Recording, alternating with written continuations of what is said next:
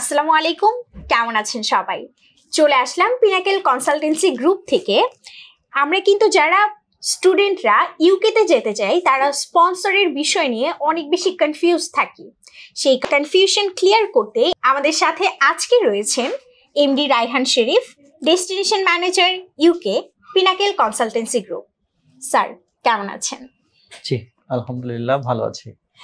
Sir, যারা local স্টুডেন্টরা ইউকেতে পড়তে যেতে চায় তাদের কিন্তু স্পন্সরের বিষয়টা নিয়ে অনেক বেশি কনফিউশন থাকে।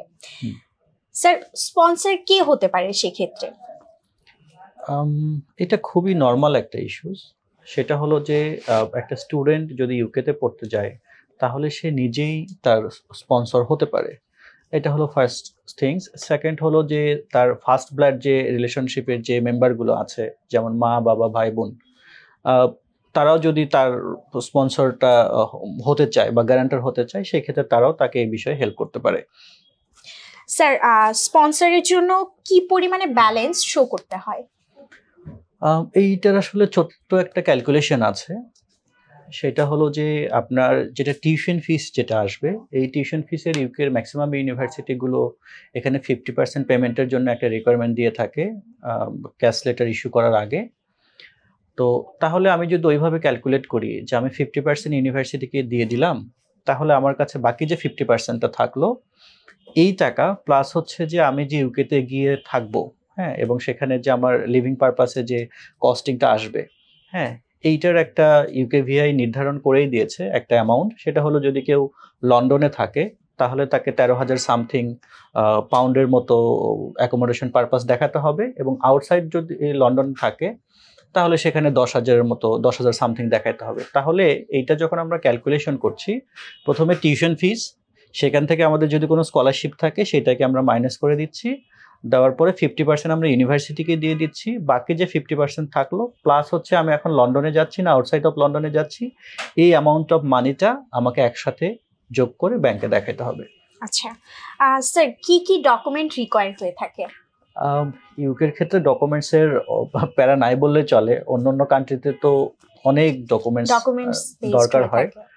তো এইখানে যেহেতু একটা ক্রেডিবিলিটি ইন্টারভিউর যেহেতু সিস্টেম আছে, এর মাধ্যমে স্টুডেন্টকে অনেকটা অ্যানালাইসিস করে ফেলে তারা, দেন হলো ক্যাশ ইস্যু করে। তো সুতরাং আমরা যখন ভিসার জন্য যাচ্ছি বা ইনিশিয়ালি যখন অ্যাপ্লিকেশন করছি, এইখানেও কিন্তু আসলে ডকুমেন্টসের ওই রকম কোনো মানে মেজর কোনো রিকোয়ারমেন্ট নাই।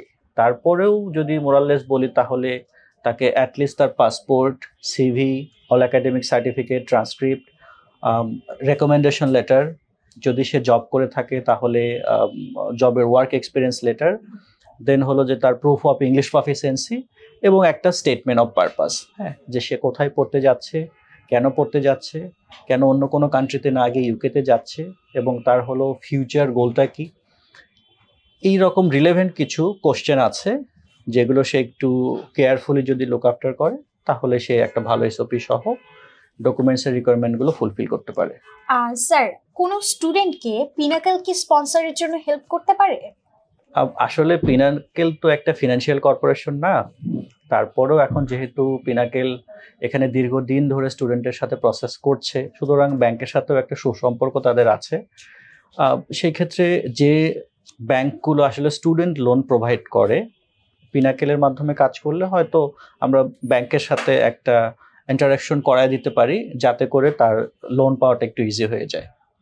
হ্যাঁ স্যার, থ্যাংক ইউ আপনার মূল্যবান সময় এবং মূল্যবান তথ্যগুলো আমাদের সাথে শেয়ার করার জন্য। জি, তো আমরা জেনে নিলাম ইউকের স্পন্সরশিপের ক্ষেত্রে আপনাদের যে কনফিউশনগুলো আছে সেগুলো ক্লিয়ার করার চেষ্টাও করলাম। এরপরেও যদি ফার্দার কোনো কোয়ারিজ থাকে আপনারা আমাদের ফেসবুক পেজ কিংবা ইউটিউবে কমেন্ট করতে পারেন, আমরা উইদিন ভেরি শর্ট টাইম আপনাকে রিপ্লাই করব।